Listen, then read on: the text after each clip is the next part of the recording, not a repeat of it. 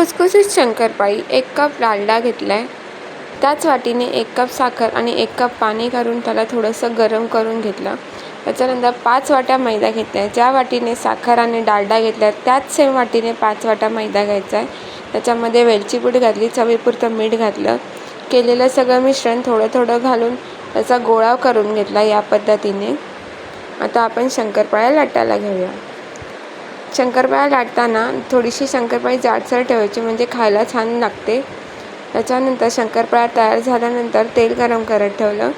तेल अगदी मध्यम आचेवर गरम केलं. एकदम मंद आचेवर या शंकरपाळ्या तळून घ्यायच्या.